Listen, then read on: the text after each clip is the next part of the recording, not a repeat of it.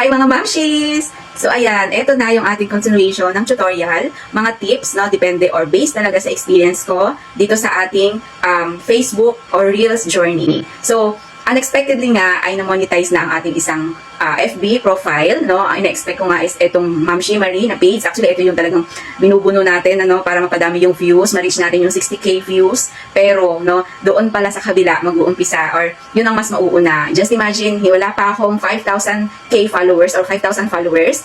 Nasa 2,500 lang that time, no? Last week lang ako na-monetize or na-invite sa ads on Reels. So, tuwa tayo kasi in-expect ko talaga or pinipipray ko talaga yon. Pero dito sa Ma'am Marie, kasi yun, yung aking FB profile ay para lang dito sa condo. Pero, naglalagay talaga ako ng mga Reels videos doon. Yung mga gusto ko, nagsisearch ako, nanonood ako ng mga videos about sa home decor, tapos i-upload ko siya. No, not knowing na napapansin pala yun ng iba at nagugustuhan nila. So, ayun, dumami yung views natin at dahil them, no, or eto yung mga tips na may i-share ko sa inyo kung bakit nabilis, no, ako na-invite kahit 2,500 lang ang aking followers at hindi pa natin na-reach yung 60k views. Maganda at mabilis talaga pag sa FB profile kaysa sa page. Kasi sa page, susundin mo talaga na maging 5,000 followers, magka 5,000 followers ka plus yung 60k views. Pero sa FB profile, no, marami rin siguro kayong nakapanood na mga sinasabi ng ating mga kapwa content creators na kahit wala pang 5,000 viewers or followers is nai-invite na talaga sila is either sa ads, in-stream ads o kaya sa ads on Reels. So, na-experience ko din po yun. 2.5k followers lang ako.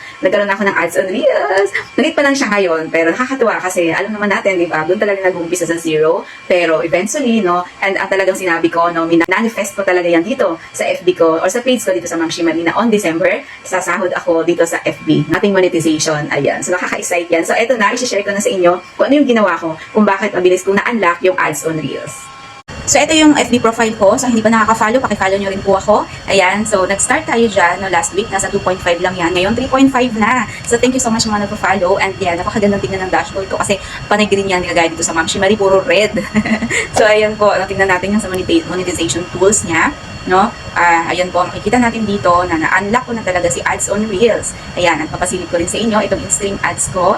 Ayan, nakaka-excite din to kasi malapit na rin natin siyang ma-hit or ma-reach yung criteria ng FB. So dito, no, sa in-stream ads is kailangan maggawa mo talaga itong mga criteria na pinapagawa niya. So far, just imagine, no, dito sa Ma'am Marie, hirap na hirap akong pabuuin yung 60,000 views. Dito, 93 views na. So grabe yan. So malapit na yan, 3.5 followers na siya. 1.5 na lang, ma-unlock na natin. So tulungan nyo rin ako and I promise na i-share ko sa inyo yung mga tips, na yung experiences ko dito. So ayan, unang tip nga ay nag-a-upload talaga ako ng Reels everyday. 1, 2, 3 Reels ang na-upload ko. Pag may time yan, habang naka-duty ako sa condo selling, nag-a-upload ako at nag-e-edit po ako sa CapCut. So busy po ako dito sa page or sa profile ko na to. Pag wala akong upload doon, dito sa page ko sa Ma'am Marie, doon po ako sa kabila. Kasi yan, so ang ginagawa ko dyan is kung saan may notification si Meta, ito din ang maganda ha. Kung notification sa inyo si Meta, halimbawa naka 100 na kayo, make another reel, doon mo po pindutin.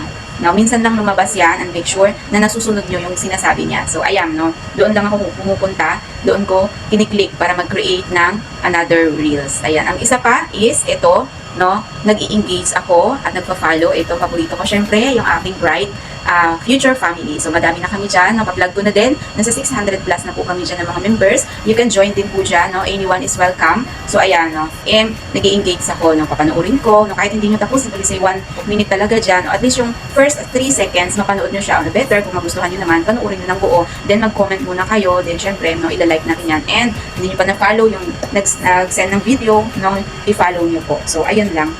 Consistent po yan everyday na ginagawa ko. Sinisingit ko talaga sa time ko kahit sobrang busy tayo, no? Bilang mami, tapos may pasok pa tayo, tapos ayan, nag-edit pa tayo ng mga i-content natin. So, ayan lang, no? Yan yung pangalawa. And ang bonus po na ma-share ko sa inyo para mabilis po kayo na ma-monetize, lalo na sa ads on Reels, is huwag nyo pong basta-basta na lang gamitin yung mga, yung mga music dyan na nandyan sa Reels. Wag na wag po. Sa next video ko, ituturo ko sa inyo kung bakit. Kasi ako, na-experience ko yan, na kung kailan ako na-monetize, doon ako na napansin ni Meta na kahit yung mga last year ko pa na ginagamit ng music, ngayon niya po sinisilip. So careful tayo, mas maganda, walang music, mag-voice over lang kayo. Yun po. No? So sa next video natin, tuturo ko po sa inyo yung mga pwede nyo gamitin mga music for free na hindi talaga kayo makaka-copyright. So yan lang po muna for now. Thank you for watching. Follow me for more. Ito pong aking Ma'am Marie and also yung Marichu de los Santos Pantalon. Bye!